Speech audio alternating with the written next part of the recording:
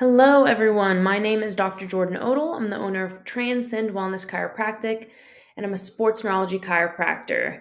And today I want to talk about a subject that I'm super excited about because my background being in sports neurology, and basically everything I do in my practice comes from personal experience. So I've applied these things to myself in my athletic career, and it's great getting now to basically help patients see results, whether that's in pain or their sports performance. So the topic is how to exercise your brain to heal your body. Um, in training, a lot of, whether it's recovering from pain or athletes trying to get better at something, everyone's going after the hardware. So let's do this exercise to move this way to get better at it. I want better speed. Let me do these sprinting drills. I want more strength. Let me do these lifts. But no one's ever looking at, is my software, the thing that controls the hardware, have any deficits, have any issues that could be holding back my hardware? And I'm doing all this effort, putting in all this training here, but really maybe some key issues are coming from the software, your brain. So that's what I want to go over today, is kind of how I work with patients and letting you guys know that there's stuff that you can do to actually increase your performance or decrease your pain and go to potentially some very root causes of that. So let's get into it. All right, about brain training. So your brain is what controls everything, every mechanism for your body, right? You want to move a certain way, brain's going to send the signals to do that. Your digestive tract needs to work, your brain's going to send those signals. Your adrenals need to pump out some stress hormones because you're stressed out. Brain's going to be the ultimate controller of that. So everything that happens with your body, your brain is essentially controlling it, which is why, like, when I was going through school and going through learning different things of what really helped patients, what helped myself, I realized that this neurology work, patients were seeing results so quickly, and I was seeing results so quickly with being a competitive CrossFitter and Olympic lifter, seeing my numbers go up, and seeing myself recover really, just a lot faster after my workouts. And so with brain training, the brain's number one job is survival at the end of the day. So it's taking in information from your external environment and your internal environment and perceiving it. Is this information threatening? Or am I getting good information and I don't have to be threatened? Because if your brain's number one job being survival, it's really worried about potentially you kind of falling and hitting your head. So balance and midline stability being a huge one. Well, what's going to give you balance midline stability? What's going to make your brain feel less threatened? Anything, let's say, physical input coming in, chemical, or nutritional input coming in, and emotional input coming in. So these main three areas, giving information to tell you, where you're at in space, how threatened are you. So the threat response, when we have more threat, let's say from, I have some poor visual skills going on, maybe my nutrition is not the best, maybe on top of it, I'm really stressed out. Well, any excess threat, basically, your brain's going to decrease your mobility, decrease your speed, your strength, power output, potentially send you pain signals. These things are going to decrease because your brain is basically saying, I don't know if you're safe enough to actually do this movement, or I don't know if you're safe enough to have the strength to do this. You might hurt yourself, so I'm going to hold you back a little bit. So that's why, like, when you can get into the brain training, you're really tapping into uncharted territory, which is why I see athletes be able to take their game to a little bit more of that next level and be better than the athlete next to them when they're doing this kind of work. All right, so this is the threat bucket. So if you were to picture your brain starting at a low level of threat, it's happy. All right, well, now I add in some relationship stress. Okay, fill that bucket up a little bit more. Now some work stress. Bucket's filled up a little bit more. Again, your brain is taking in all this information at once and deciding, how threatened are you? Exercise, maybe you're doing too much, not enough, right? Not the right thing for you at that time. Balance, again, balance is a huge one. That's a big part of that's going to come from our eyes or inner ear mechanisms, as well as tissue receptors. But the eyes and inner ears are giving a lot of feedback for our ability to balance and stabilize through our midline and our core. So when we're missing this, huge threat responses go up, which leads to movement imbalances and you not basically moving as agile, coordinated, strength-based in whatever movements you're trying to do with your extremities as you'd like to, just because those compensating patterns are going to begin to start. Movement patterns. Our brain, because of neuroplasticity, memorizes what it does the most. So let's say maybe you had old injuries in the past and you might have had some movement imbalances, is just compensating for that injury. Well, your brain, it's very possible, could have locked in those poor movement mechanics. And it doesn't mean your brain doesn't lock in just good things, it locks in whatever you do the most. So those poor movement patterns could be contributing to that threat. So add some more threat to the bucket. Visual skills, 80% of our potential for movement comes from our eyes and the information we're getting here. So if we have any poor visual tracking skills, not just acuity, this isn't just when you go to the eye doctor and they're trying to test for, can you see things close up and far away? This includes your peripheral vision. This includes accommodation, your ability to track objects inward. This includes your ability for your eyes to converge and diverge. There's about 8 different forms of tracking skills our eyes do. And so when we're missing any of those, there's threat. Nutrition, this is a huge one people miss out on. When we have poor nutrition, we're not fueling our nervous system. Your neurons need 3 things to function properly, to then control the rest of your body mechanics properly. They need oxygen, nutrients, and activation. Nutrients, that's going to come from the food you're eating, the micronutrients from your fruits, your veggies, from the meats, the carbohydrates, but it all in balance. And so a lot of people are missing that part, which is going to play a huge role in how their motor output responses are. So how they're moving in their sport and whether or not they're having pain. Sleep is another one. Too much, not enough, or just not enough REM. So sleep is where we do all of our recovery, and that's a huge one that I always want to make sure is dialed in with patients. Love the little brain guys showing up here. All right. So why it works? Why does me basically finding imbalances in people's, whether it's visual skills, inner ear skills, mechanisms like their activation of their vestibulocochlear nerve or tissue receptor dysfunctions, why does me working on these things have a motor output effect? Well, it has to do with where certain nerves and areas of the brain are, what they do. But a big one is nerves that live near other nerves will make them fire. So I'm going to kind of get a close up here so you guys can see this. So this is your brainstem.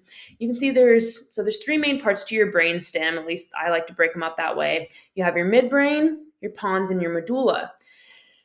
To give you an example of how I will go through things or think about it with an athlete, your pons controls a lot of extensor tone of the body.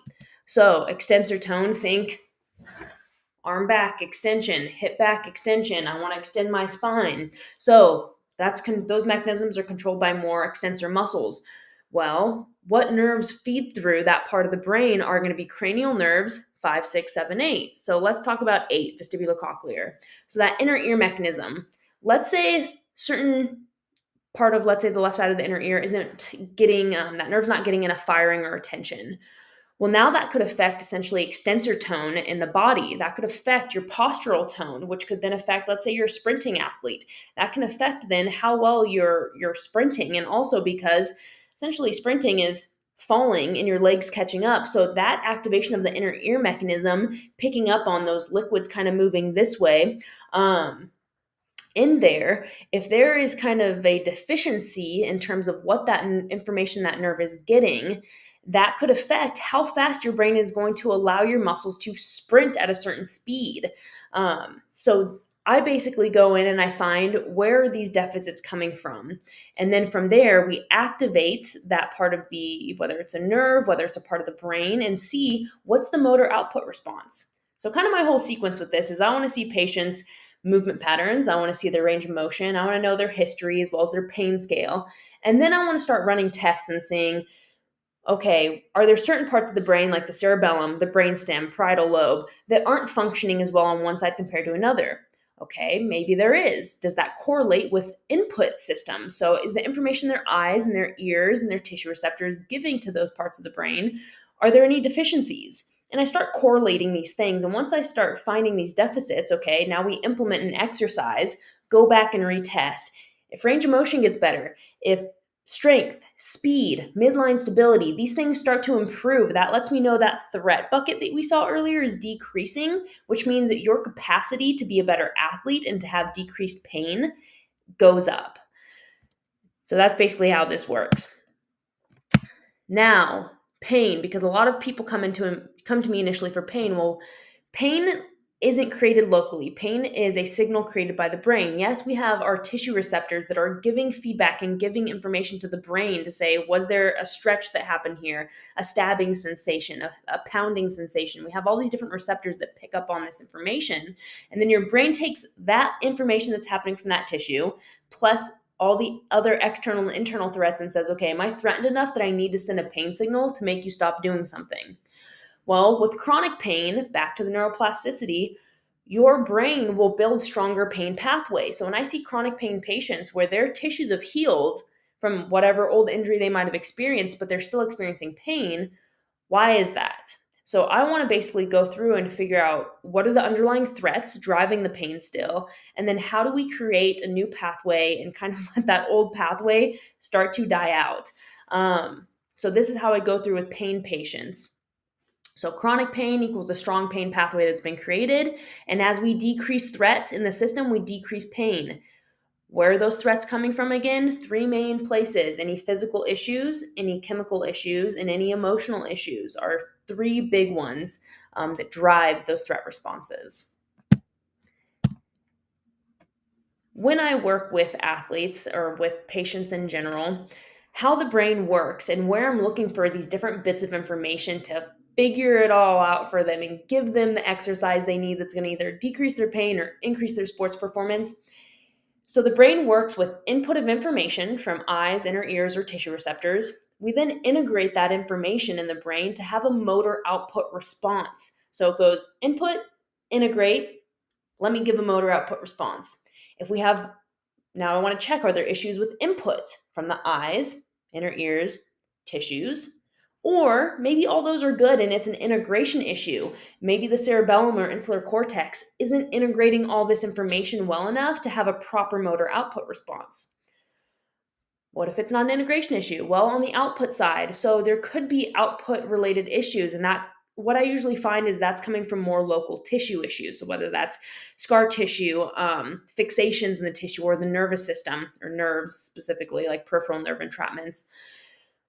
Or is the feedback coming in? Because again, when I go to do a certain movement, the information of how I did that movement is going to come back up to my cerebellum and say, okay, let's do this a little better this way. Well, that feedback, again, the output leading back through to come back up to the brain could be impaired. So that could be what I would consider more of an output response issue. So I'm looking at these three areas to figure out for patients, where is the deficit coming from, the threat coming from, so we can decrease the threats. Hopefully this isn't overloading you guys listening out there. But if you have any questions, definitely feel free to email me or shoot me a text. I'm going to have my number up here soon. All right, so when it comes to athletes, increasing athletic performance, again, if we're coming from a software perspective, it's all about decreasing the threats so the athletic performance can go up. What will change? So when we have increased threat, we will get decreased speed, power, agility, coordination, ability to see the field, ability to make decisions well. When we have less threat, we now have increased strength, speed, power, agility, coordination. We see the field better. Our decision making is much better. So that is why when we can find where these threats are coming from, and a lot of times it is input issues. I find these deficits with these professional athletes and have been able to help people get a mile an hour faster on their ball, get them more speed, get them more power. And it's been coming from finding these little deficiencies. So again, people are doing all the things to train the hardware, but where are they missing in that software that could give them that extra edge? All right. So overall, right, main theme is software matters. Your brain controlling your hardware, how you're moving matters. And so for me, as a sports neurology chiropractor, I'm looking at the software because everyone is so focused on the hardware, but that software is going to have those motor output changes. So if you guys found this information helpful and you have any more questions, you can reach me, find me on my website. You can email me. That's my direct phone number. And if you found this information useful, go ahead, like it, follow me on my YouTube channel at The Untethered Body. And you can also follow me on my Instagram, Transcend Wellness Chiropractic. I'm oftentimes giving a lot of really helpful neuro tips or functional medicine nutrition tips. So thank you guys for your time, and I hope you have a great rest of your day.